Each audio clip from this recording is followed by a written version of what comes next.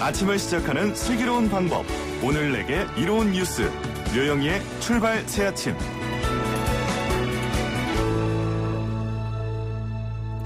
류영희의 출발 새아침 3부 문을 열었습니다. 먼저 경제 박뉴스 시작합니다. 알면 대박. 모르면 쪽박. 경제 박뉴스. 복잡하고 어려운 경제 이야기를 쉽고 재미있게 풀어드리는 시간입니다. 알면 대박 모르면 쪽박 경제 박뉴스 참 좋은 경제연구소 이인철 소장 만나겠습니다. 소장님 안녕하세요. 예, 안녕하세요. 네, 사실 저희가 복잡하고 어려운 경제를 쉽고 재미있게 풀어준다 했는데 요즘에 별로 재미는 없으시죠? 우울하죠. 네, 이 경제 얘기가 좀 그렇더라고요. 자, 그런데 정부가 예고대로 또 부동산 대책을 발표를 했는데 이걸 가지고 또 시끌시끌 말이 많은 것 같아요. 맞습니다. 이번 대책의 핵심은 규제 지역을 더 많이 늘리겠다. 네. 그리고 대출을 규제해서 갭 투자를 차단하겠다. 이 두 가지가 목적입니다. 그래서 최근에 주택 가격이 많이 오른 것이 수도권 외곽 지역. 경기, 인천, 네. 그리고 대전, 청주까지 내려갔어요. 그러니까 도대체 집값이 안 오른 데가 없다 그러더라고요. 그렇습니다. 그러다 보니까 규제는 3중 규제예요. 네. 규제가 제일 아래가 조정 대상 지역, 그 위에가 투기 과열 지역, 네. 최고가 투기 지역. 이렇게 돼 있습니다. 그래서 이번은 이 조정 대상 지역이 기존의 44곳에서 69곳으로 25곳이 더 늘어났고요. 네. 투기과열지구는 31곳에서 48곳으로 17곳이 더 증가했습니다.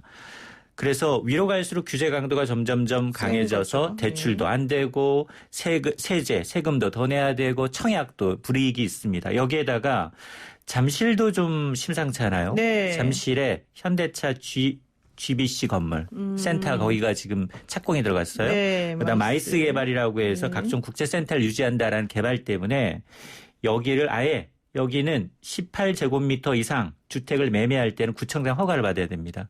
토지거래 허가 지역으로 지정이 됐어요.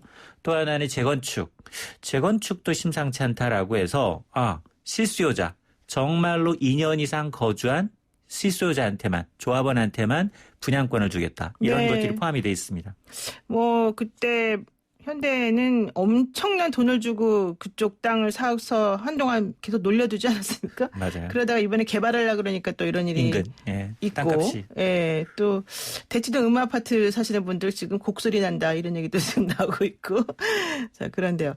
어쨌든 갭 투자를 차단하기 위해서 앞으로 규제 지역 내에서 3억 원이 넘는 아파트를 살 때는 전세 대출을 아예 못 받게 한다. 이런 얘기가 있더라고요. 완전히 불가능한 건 아닌데 이제 투기 지역 그러니까 이 규제의 바로 1, 2번 가장 높은 투기 지역과 투기 과열 지구내 서울은 네. 다 해당됩니다. 그렇죠. 그러니까 3억 원 초과하는 아파트를 사게 되면 이게 전세 대출은 네. 보증이 필요해요. 주택도시보증공사에서 보증을 하지 않으면 은행은 전세 대출 보증 없이는 대출이 안 해줍니다. 네. 그러니까 실질적으로 3억 원 넘는 아파트를 서울에서 산다. 이러면 전세 대출은 금지되는 거나 마찬가지예요. 그래서 그러니까 전세를 들어오려는 사람들한테 은행에서 대출해 주던 게 없어진다는 거죠. 안 된다는 맞습니다. 거죠. 그래서 이제 이 규제 그러면 언제 시행되느냐. 이거는 주택도시보증공사 규정을 바꿔야 되는 사안이어서 네. 한 1개월쯤 걸립니다. 다음 달 말부터 신규로 이제 3억 원이 넘는 아파트 전세 대출의 경우에 좀 어려워질 수 있습니다. 만에 하나 규제 이전에 나는 이미 대출을 받았는데 어떻게 되느냐. 네. 그 경우에는 기존 대출 만기 연장이 안 돼요. 아이고. 대출 연장이 안 됩니다.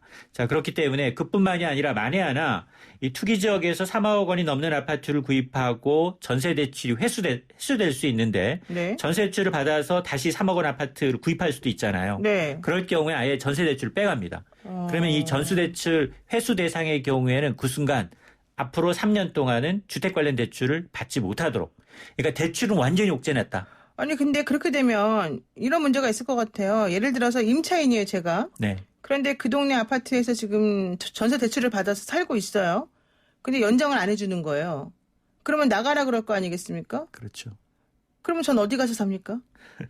대출 그러니까 갭 투자를 막는 건 좋은데 임차인 입장에서 보면 완전히 자다가 무슨 벼락 맞은 거 아닐까요? 일부러 이제 일부에서는 실수요자들조차도 내 집 마련 전세 대출까지 어려워지는 게 아니야 이런 욕설이 나오는데 네. 왜냐하면 이게 그러면 현금으로 갭 투자는 될까요 안 될까요?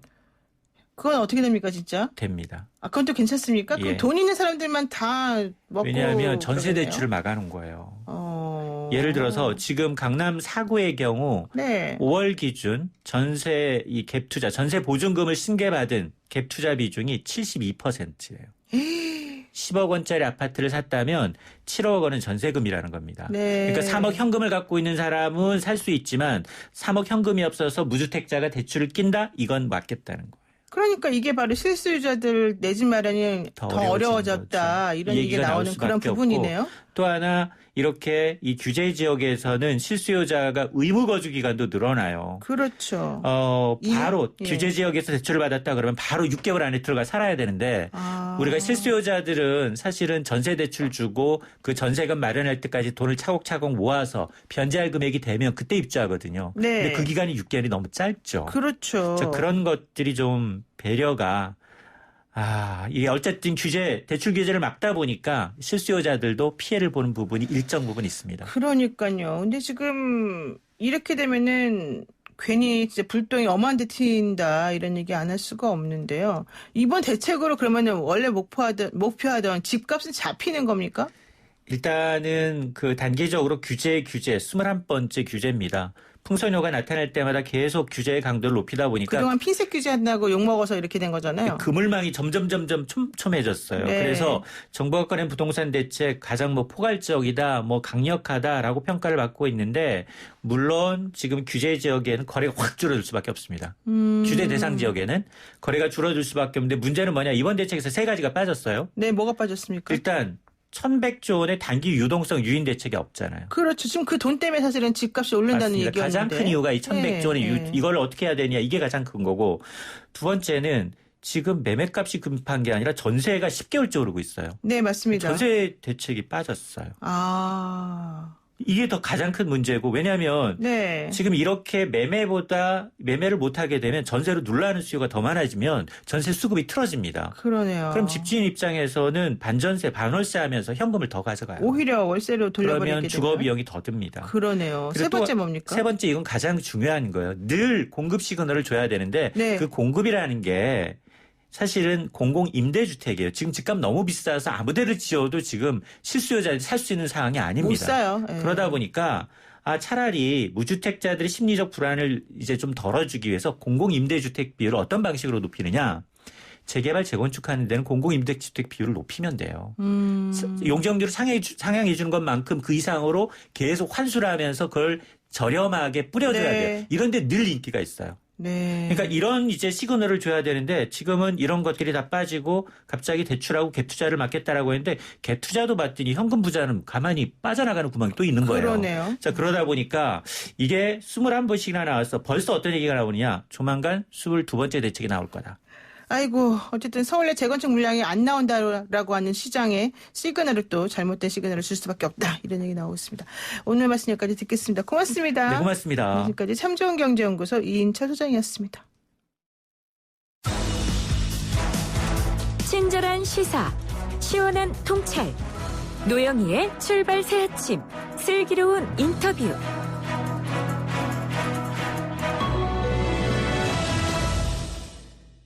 네, 대북전단 살포했다는 이유로 북한이 연락사무소까지 폭파시키고 우리 정부 맹비난하고 있는 상황 연일 이어지고 있습니다. 매우 당황스러운 상황일 수밖에 없고 이해도 잘 안 가는데요. 한반도에 갑작스럽게 불어닥친 이 냉전 상황, 우리가 어떻게 다시 평화를 찾을 수 있을지 신범철 국가전략연구원 안보통일센터장하고 연결해서 한번 알아보겠습니다. 센터장님 안녕하세요. 예, 안녕하세요. 아니 근데 요즘에 진짜 많이 바쁘실 것 같긴 한데요. 어제 북한이 특사제의 공개 거절, 이것도 사실 예의도 아닙니다만은 또 그리고 인민군 총참모부가 금강산 개성공업지구에 연대급 부대를 배치한다 이런 얘기. 하여튼간 여러 가지 것들이 전부 다 9.19 군사합의 무력화와 연결된 것으로 보이는데요. 이제 다음에 북한이 또 할 수 있는 게 뭐가 있을까요? 사실은 오늘 아침에 네. 북측에서 특별한 발표를 하지 않았어요. 아. 이건 뭐냐면은 일단은 새로운 아이디어, 자신들의 도발적 행동을 내놓기보다는 네. 지금까지 발표한 내용을 이행하겠다는 거로 저는 보이거든요. 어제 우리 정부가 이제 나름대로 원칙 있는 대응을 천명하면서 북측에게 예의를 지켜라 이렇게 얘기했는데 네. 그러면은 북한이 받아서 더 도발적인 언사를 할 것이 아닌가 우려되는 부분이 있었는데 그걸 하지 않았다는 것은 이제 당분간은 앞서 말씀하신 금강산, 개성, 그리고 지피 등의 북한군을 전개한다거나 또는 군사훈련을 한다거나 이런 식으로 좀 보여주기식은 하겠지만 더 나아가는 도발은 아직 시사하지 않고 있습니다. 그러니까 일단 좀 쉬어간다 이렇게 봐도 됩니까?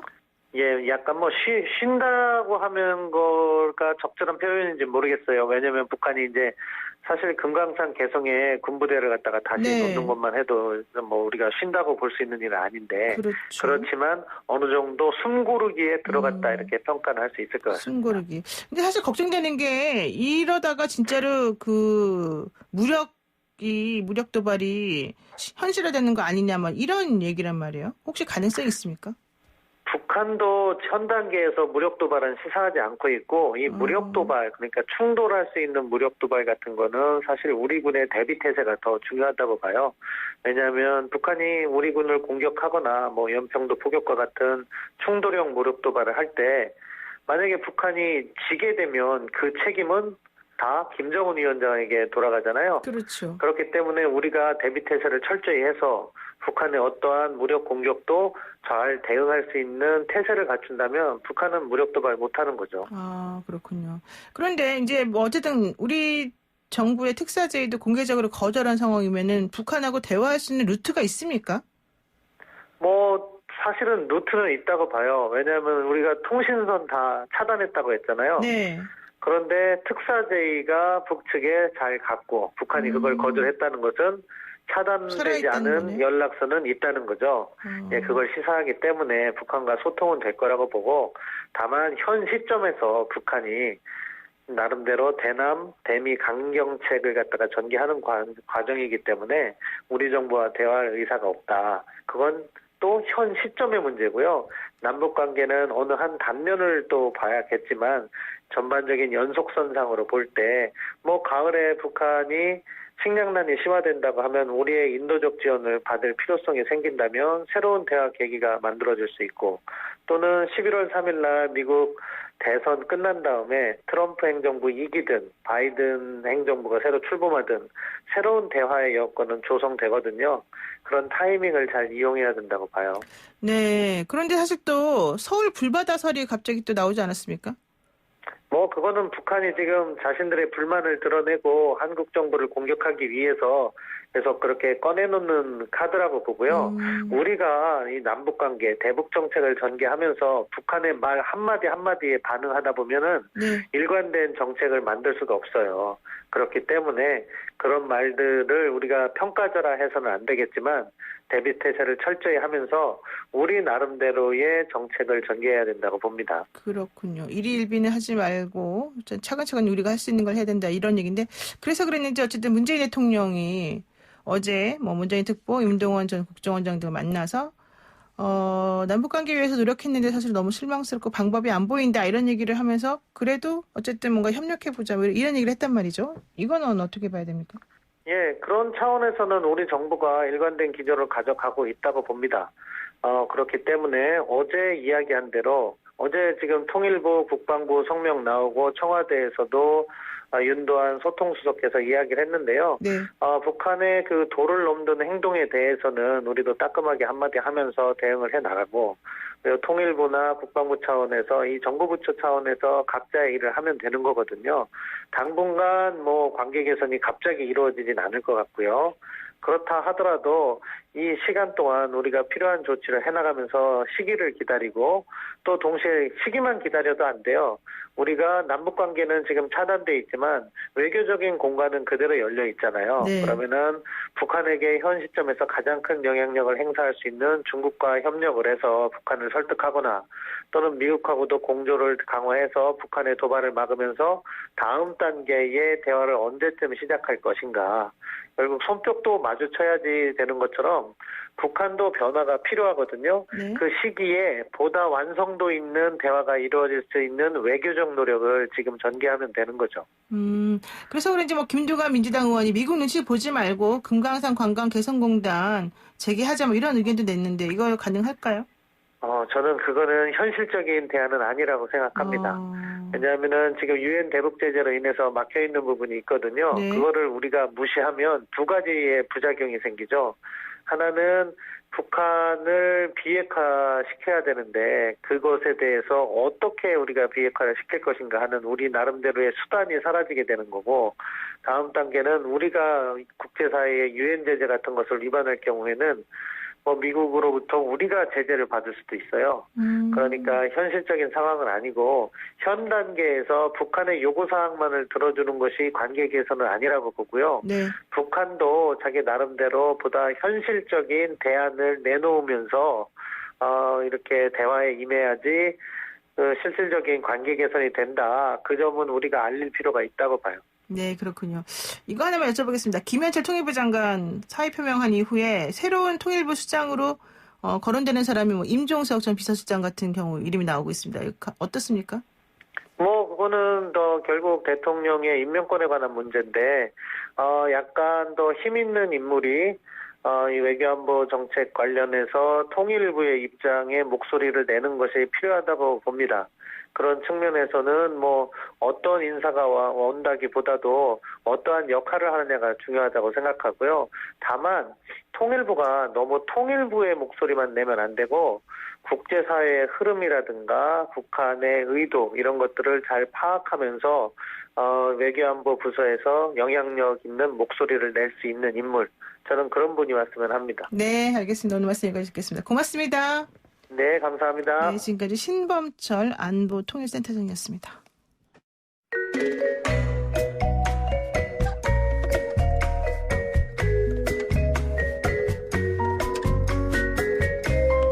네, 뉴스 속 법률 이슈를 탈탈탈 털어보는 변호사들의 조찬 파티. 조찬 파티 품격 있는 주인공 두 분 저희가 모셨습니다. 구정모 변호사님 나오셨고요. 안녕하세요. 안녕하세요. 구정모 변호사입니다. 목소리가 완전히 저의 이 약간 경박한 목소리에 다릅니다. 감사합니다. 네, 그리고 최다미 변호사님 오셨습니다. 안녕하세요. 안녕하세요. 네, 갑자기 제가 말을 잃어버렸는데. 조찬 파티 메인 주제 만나보기 전에 요거 하나 잠깐 얘기 한번 해야겠습니다. 북한이 남북 공동 연락사무소 일방적으로 폭파했는데 사실은 이 건립비용하고 운영비용까지 해서 거의 한 200억 정도, 178억 원 들었다 얘기를 하고 있는데 이게 전부 다 우리가 낸 돈 아니겠습니까? 네. 근데 북한이 이렇게 마음대로 해도 되는 건지 정말 너무 아깝습니다. 예. 일단 지금 북한이 이 한 행위 자체가 네. 일단 이 판문점 선언에는 명백히 위배되는 행위로 생각이 됩니다. 그래서 당시 판문점 선언 내용을 보면 지상과 해상, 공중을 비롯한 모든 공간에서 이제 군사적 긴장과 충돌 하면 안 된다, 적대행위 하면 안 된다 이런 내용들이 있고요. 그다음에 또 여기 이 선언에 기반해서 남북 공동연락사무소 구성 운영에 관한 이 합의서가 만들어졌는데 여기 네. 보면 이 운영 관리에 관한 문제는 쌍방이 전부 협의해서 정하도록 되어 있습니다. 근데 이게 어차피 폭파한 행위 자체가 적대 행위로 볼 수 있을 것으로 보이고요. 또 이 연락사무소를 어떻게 운영할지는 합의를 해야 되는데 당연히 지금 이 합의에 의해서 폭파된 것이 아니지 않습니까? 네. 그래서 이 합의서 위반 문제 될 것 같고요. 물론 이제 이론상으로는 국내법 적용도 물론 가능하겠습니다만 우리 이제 판례 같은 경우에는 대한민국의 모든 영토를 북한까지도 보고 있기 때문에 하지만 현실적으로는 사실 이 행정권이 미치지 않는 부분이어서 어렵지 않겠나 싶습니다. 근데 판문점 선언 이행하지 않았다고 해서 우리가 뭐라고 할 수도 없고 돈 달라고 해봤자 주지도 않을 거고 방법이 없는 거 아니겠습니까? 최 변호사님? 그러니까 일단 보통 이제 우리는 이제 헌법에서는 물론 북한을 국가라고 보진 않지만 네. 이제 예를 들면 이제 집행을 한 상대방으로 본다면 보통은 외국에서 이제 집행을 하려면 우리나라에 있는 대사관에 있는 그러한 물자라든지 이런 것들 집행을 하는데 네. 우리나라에 대사관이 있는 것도 아니고요. 또 외국에서 있는 것을 우리가 집행하기도 어렵기 때문에 사실상 그리고 법적 책임을 지겠습니까? 책임을 질 생각이 있는 사람들이 저렇게 폭발을 하지는 않을 것 같으니까. 그렇죠. 네. 참 방법이 없네요. 결론적으로. 진짜 우리 속만 지금 부글부글 끓고 있는 상황인 것 같은데요. 자, 어쨌든 변호사들의 조찬 파티 더 이상 속상해하지 말고 오늘 주제 한번 만나겠습니다.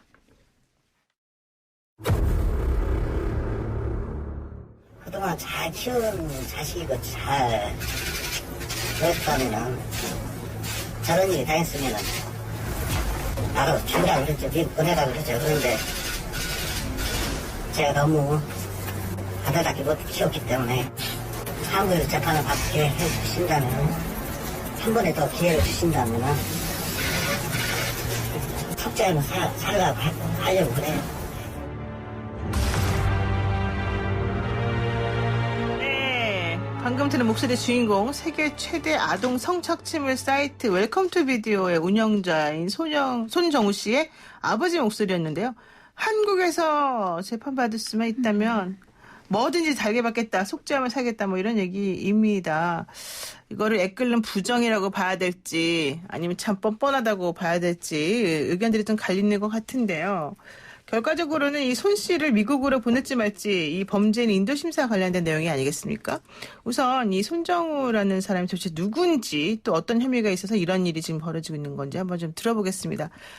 최 변호사님 설명해 주실까요? 네.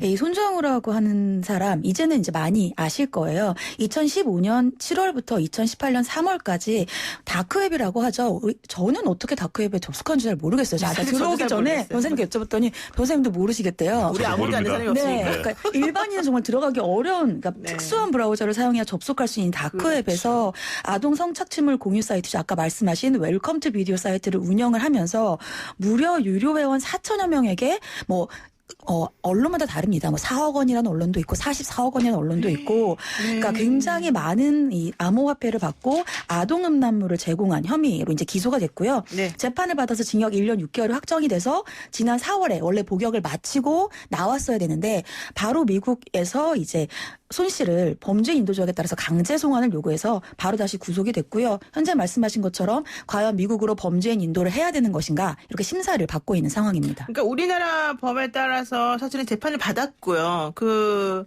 형이 1년 6개월이 선고가 돼서 이미 다 그거는 치렀단 말이에요. 그래서 4월에 만기 출소를 했어야 되는 건데 지금 이제 범죄 인도 절차가 진행이 되면서 미국으로 보내냐 마냐 때문에 지금 아직까지 좀 정리가 안 되고 있고 아버지가 아들을 안 보내려고 막 고발까지 하고 막 그런 상황이었어요. 범죄 수익 은닉 이런 걸로. 자, 그런데요. 왜 우리나라는 이렇게 이 사람이 한 행위에 비해서 1년 6개월이라고 하는 약한 처벌이 이루어졌는지 그러다 보니까 미국 안 가겠다고 버티는 거 아닌지 이런 얘기 나오거든요. 어떻습니까, 구 변호사님? 예, 그러니까 사실 지금 1년 6개월로 알려져 있는데 사실 재판 과정을 보게 되면 1심에서는 더 네. 낮은 형이 원래 나왔습니다. 아, 그래서 그래요? 징역 2년에 집행유예 3년형 받고 풀려났었고요. 집행유예까지 나섰습니까? 네네네. 네. 근데 이제 2심에서 징역 1년 6개월 실형이 이제 선고가 된 것 같아요. 그래서 수감됐고 그래서 이제 이번 4월에 원래 만기 출소할 예정이었던 것 같습니다. 말씀하신 것처럼 이게 외국의 유사 사례들과 비교를 하면 굉장히 솜방망이 처벌인 건 분명한 것 같고요. 예컨대 영국이나 이제 미국 같은 경우에서는 좀 굉장히 무거운 처벌을 하고 있지 않습니까? 종신형까지도 갈 수 있다 뭐 이런 얘기 나오는데. 예, 사실 아동 포르노물 이렇게 적극적으로 주체가 되어서 배포한 행위가 아니더라도 소지만 하고 있어도 그렇죠. 문제가 입수하고 되죠. 소지만 해도 네. 5년형이 선고된다든지 이렇게 되는 것 같습니다. 네. 자, 그런데 지금 말씀하신 게 바로 이제 범죄 인도 절차가 있지만은 손 씨가 송환에 강하게 반대하고 있고 재판에서 울기까지 하고 미국에 가지 않겠다고 하는 게 우리나라보다 훨씬 더 형량이 세다 이런 것도 있지만은 좀 더 현실적인 문제도 있는 것 같아요. 이거는 어떤 문제가 있기 때문에 이렇게 버티는 거죠? 일단 이 손 씨 측에서 얘기하는 것에 따르면은 네. 이제 미국에 가면 더 강한 처벌을 받을 수 있다. 거기에 더해서 우리나라에서 이미 재판받았던 이러한 아동 음란물과 관련된 것이 다시 한번 거기서 고려가 될 수 있다라는 거예요. 거기에다가 더 현실적인 것은 이제 손 씨 측의 주장입니다. 손 씨 측의 이제 변호인의 주장은 미국에 수감이 되면 미국은 아무래도 이런 아동 성착취 음란물과 같은 문제에서는 굉장히 죄질이 안 좋다고 보고 있기 때문에 수감이 되고 나서 이 수감자들 사이에서도 굉장히 안 좋은 대우를 받을 수밖에 없고 네. 여기에다가 미국에서 한 번도 자라거나 생활을 해본 적이 없는 손 씨 입장에서는 언어 같은 것들도 굉장히 어렵기 때문에 수감 생활뿐만이 아니라 재판을 받는 와중에서도 제대로 된 방어권을 행사할 수 있겠는가 이런 얘기를 하고요. 정말 이 뒷부분은 저는 좀 이런 말까지 하는 게 맞나라는 생각이 들었는데 손 씨 측의 주장에 따르면 특히 수감이 됐을 때 음식 같은 것들도 안 맞지 않겠느냐 이러한 또 주장까지 하는데 저희가 그런 것들까지 고려를 해야 되는지는 잘 모르겠습니다. 그러니까요. 저는 조금 아까 본질적인 문제 중에 하나가 우리나라에서 처벌받았는데 외국 가서 또 처벌받으면 이중 처벌이다 뭐 이런 주장하는 거 있지 않습니까? 근데 이거는 이 웰컴 투 비디오라고 하는 이 사이트가 세계적으로 운영되는 사이트이기 때문에 네. 어쩔 수 없는 거 아닌가라는 생각이 드는데 어쨌든 본인 입장에서는 되게 억울한가 봐요. 이거 어떻게 봐야 돼요?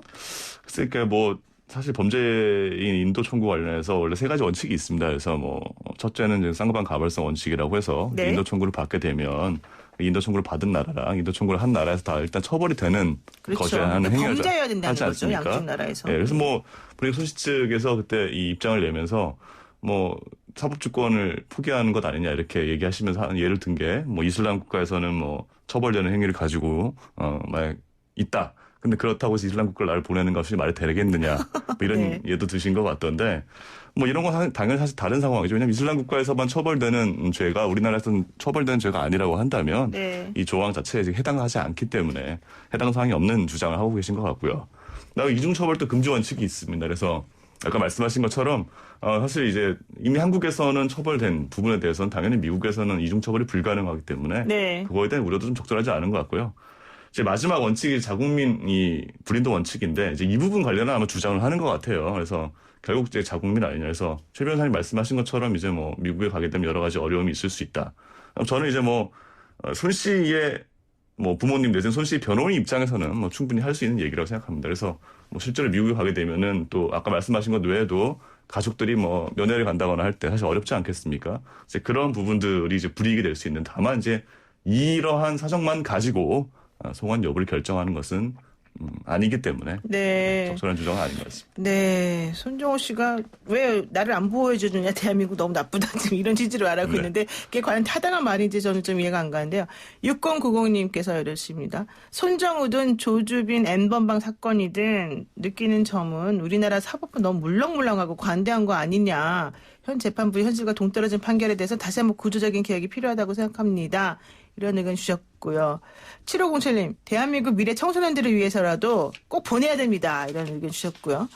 또 1138님도 당연히 미국 보내야 되는데 왜 이럴까요? 이렇게 말씀하셨고 6635님 이거 중요한 것 같아요. 남의 집 귀한 자녀들에 대한 성착취 영상물을 팔아서 부당하게 이득이나 챙기고 와서 이제 와서 미국 송환을 반대한다고 하니 참 이상하군요. 이렇게 얘기하셨고 8328님도 법대로 하세요. 이렇게 하셨습니다.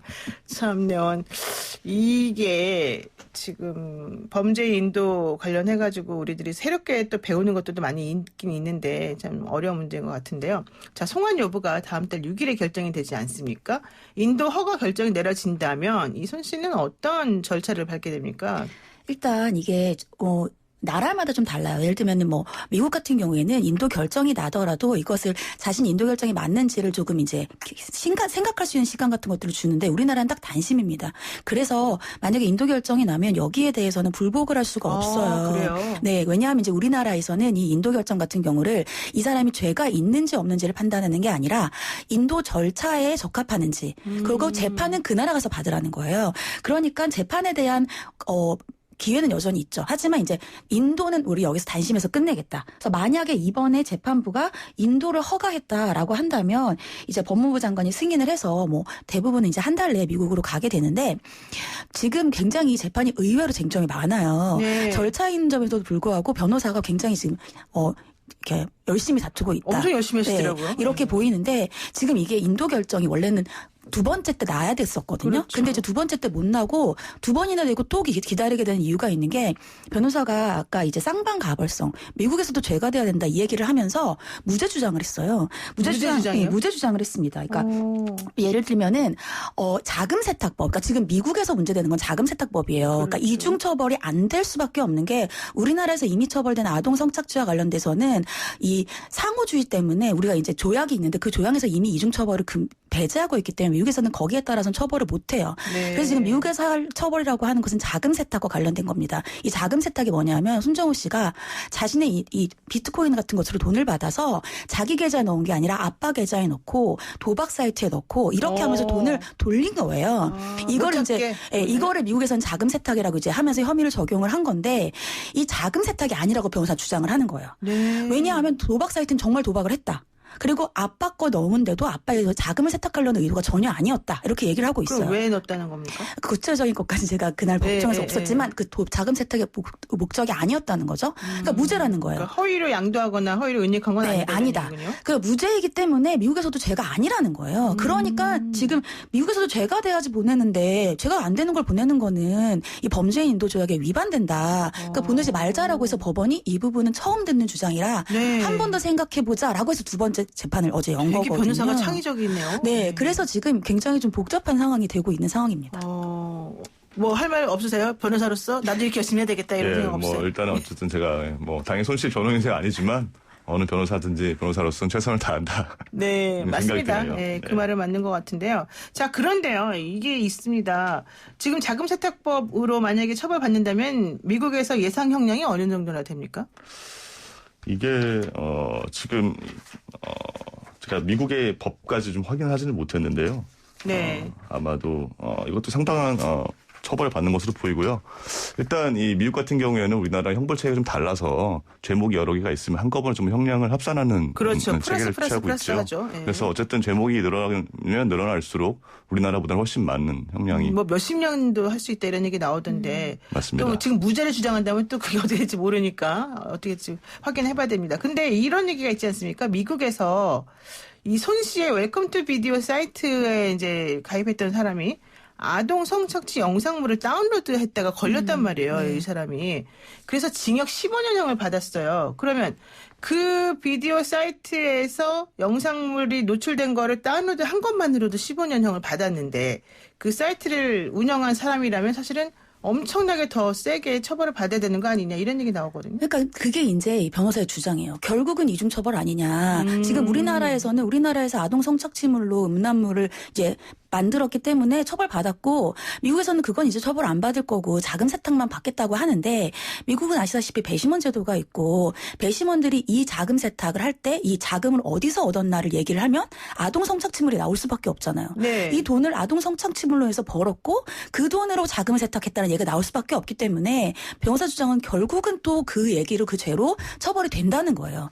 자금 세탁뿐만이 아니라 거기에는 이 나쁜 행위로 인해서 이런 돈을 벌었구나라는 생각이 들 수밖에 없으니까 형량이 높아질 수밖에 없고 그럼 결국 이중처벌이다 이렇게 주장을 하고 있는 거죠. 네. 그래서 이중처벌의 금지 원칙이 위배된다는 얘기를 자꾸 하는 겁니다. 아, 그렇군요. 근데 또 이 손 씨 측 입장에서는 나는 이 사이트 운영해서 그렇게 돈 많이 번 것도 아니다. 뭐 용돈벌이 수준이었다. 이렇게 또 아버지가 한번 얘기를 해서 공분을 사기도 하지 않았습니까? 네, 맞습니다. 사실 이 비트코인으로 원래 415 비트코인을 받았다고 되어 있는데 네. 이 비트코인이라는 게 잘 아시겠지만 이 평가의 금액이 워낙 왔다 갔다 하는 것이어서 그래서 아까도 뭐 언론에서는 4억 원 상당으로 보기도 하고 44억 원 상당으로 보기도 하는데 어느 경우가 됐든 이런 행위를 통해서 그 정도의 돈을 벌었다는 것 자체는 매우 나쁜 것이고 비난 가능성이 높다고 생각합니다. 네, 그렇군요. 지금 6056님께서 아무리 나쁜 사람이라도 일단 한국인인데 미국에 보내는 거는 죽으라고 보내는 거 아닙니까? 안 되는 거 아니에요? 이렇게 또 얘기를 하시는 분도 계시고요. 또 9877님께서는 이런 얘기를 하셨습니다. 재판은 미국에서, 수감은 한국에서 이렇게 나눠서 해주면 어떨까요? 되게 좀 좋은 특이한 의견이신데. 그렇군요. 자, 어쨌든 손 씨를 무조건 미국으로 보내는 게 능사는 아니겠지만 무거운 죄에 대해서는 그에 합당한 벌을 받도록 하는 게 맞습니다. 자, 미국 수감 문제 어떤 원칙에 따라 결정해야 될지 짧게 한마디씩만 좀 해주시죠. 최 변호사님. 네, 지금 우리나라 사람을 외국에 보내는 게 맞아? 이렇게 생각할 수가 있는데 상호주의입니다. 우리나라 예전에 이태원 살인 사건 패터슨 기억나시죠? 네, 맞아요. 우리나라에서 잘못하면 우리나라에서 처벌을 받아야 돼요. 마찬가지로 이런 조약은 서로의 평등한 그러한 법 집행을 위해서 있는 것이기 때문에 우리나라 사람이라도 범죄를 외국에서 저질렀다면 합당한 처벌을 외국에서 받아야 된다라는 생각이 듭니다. 네, 구 변호사님. 사실 저는 이 사건의 좀 근본적인 문제는 우리나라 대한민국 검찰이 사실 제대로 처음 수사를 안 했다. 범죄 수익 은닉에 대해서. 네, 그리고 네, 대한민국 맞아요. 법원이 형량에 좀 합당한 처벌을 하지 않았다. 사실 만약 정말 제대로 된 수사가 됐었고 충분히 행위에 합당한 큰 처벌이 됐다고 한다면 애초에 이런 논란도 없었을 거라고 생각이 되고요. 그래서 저는 이제 결국 이런 논란이 그러니까 합당한 처벌을 받게 하기 위해서 미국으로 보내야 된다는 식으로 얘기되는 것 자체가 좀 넌센스다라는 생각도 좀 듭니다. 와, 진짜 두 분은 역시 조찬 파티에 변호사님답습니다. 예, 오늘 말씀 여기까지 듣겠습니다. 고맙습니다. 감사합니다. 네, 지금까지 최단비 변호사 구정모 변호사였습니다. 감사합니다. 네, YTN 라디오 용의 출발 새 아침 3부 순서 여기서 마치고요. 잠시 후 4부로 돌아오겠습니다.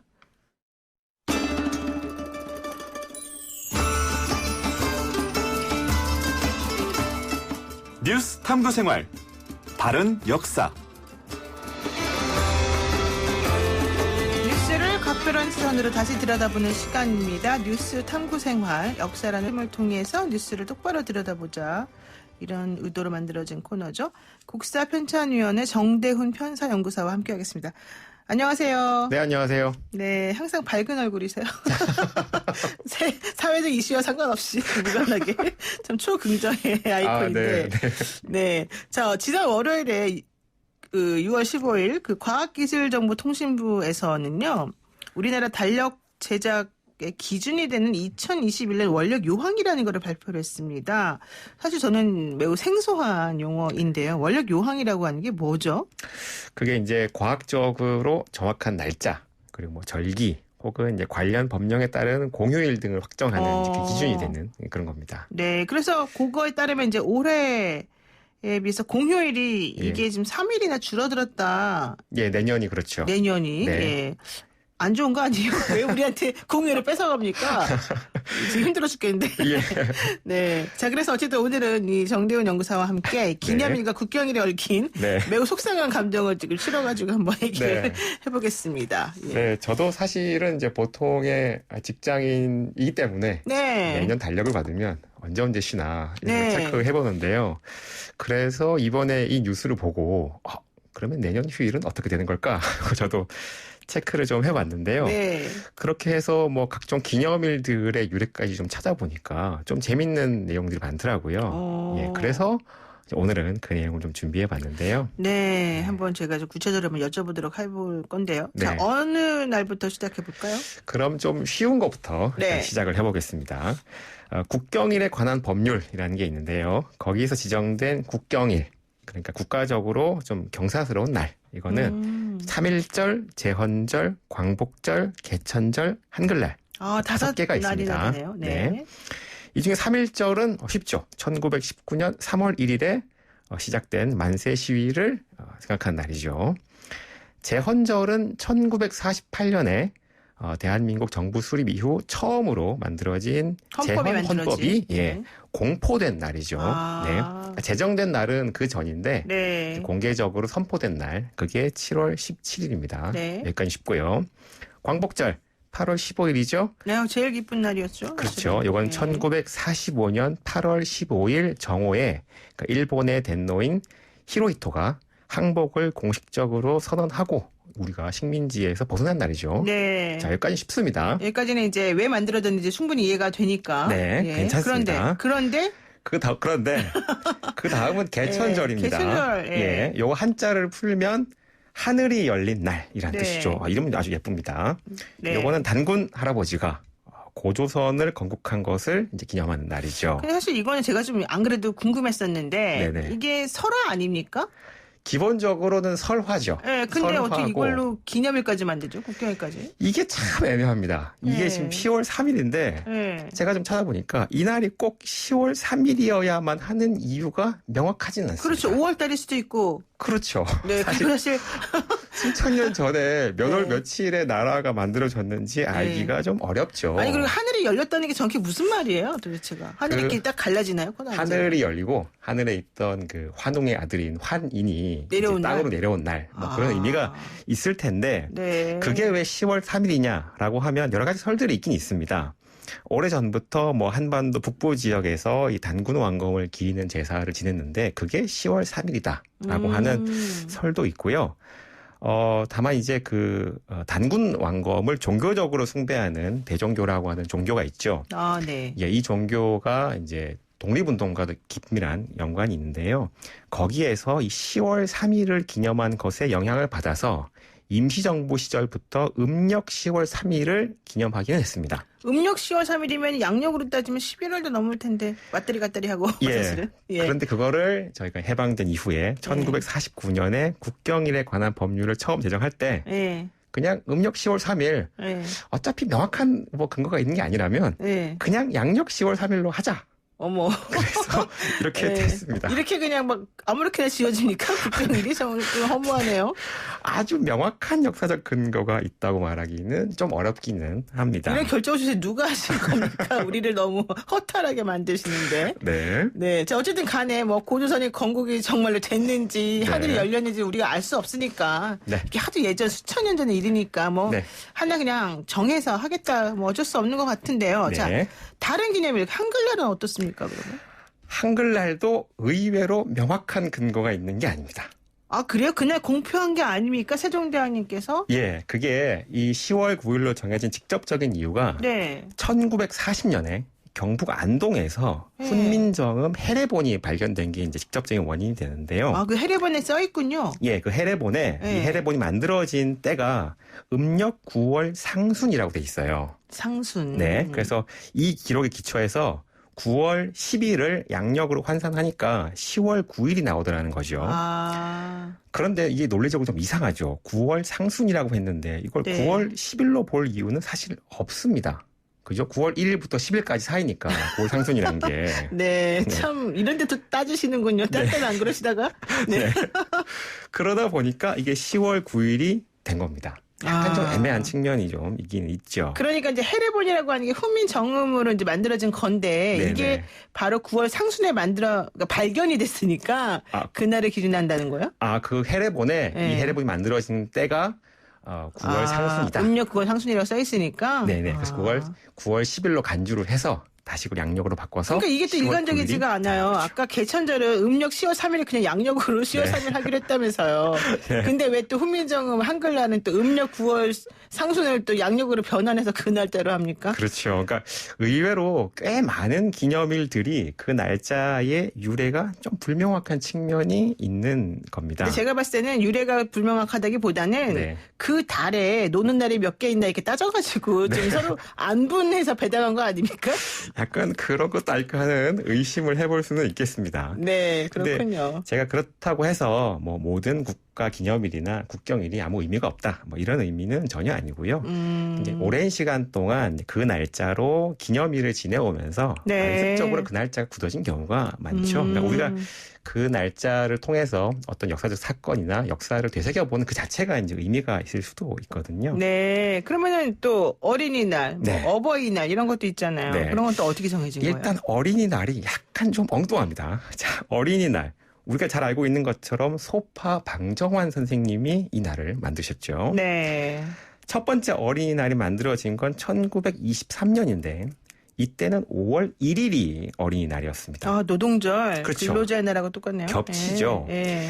그래서 더 많은 참여를 유도하기 위해서 1927년부터는 5월 첫째 일요일로 어린이날을 이제 변경을 했는데 아, 일요일로. 예. 네. 근데 해방 이후인 1946년 5월 5일이 첫 번째 해방 이후 첫 일요일이었군요. 번째 일요일이었죠. 첫 번째 어린이날이었죠. 이걸 계기로 해서 1947년부터는 아예 5월 5일로 날짜가 고정이 됐습니다. 아, 진짜 좀 생각보다 주먹구구식이군요. 사실은 좀. 네.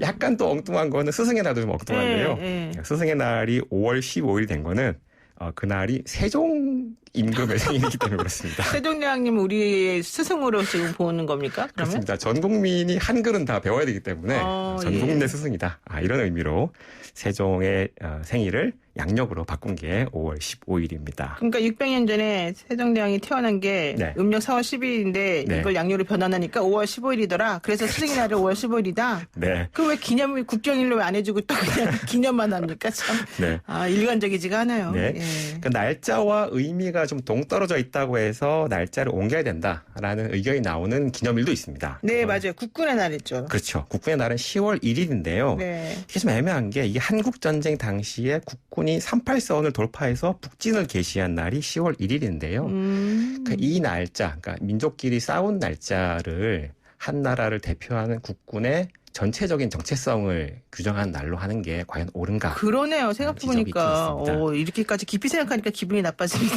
네, 그래서 아마 네. 한국 광복군이 만들어진 날이나 혹은 이제 국방경비대가 만들어진 날로 바꿔야 된다라는 네. 의견이기 때문에 이것도 한번 기억해 주시면 좋겠습니다. 네, 오늘은 기념일과 국경일에 대해서 참 이해할 수 없는 여러 가지 이야기들을 많이 들어봤습니다. 여기까지 듣겠습니다. 네, 감사합니다. 네, 고맙습니다. 지금까지 국사편찬위원회 정대은 편사연구사였습니다.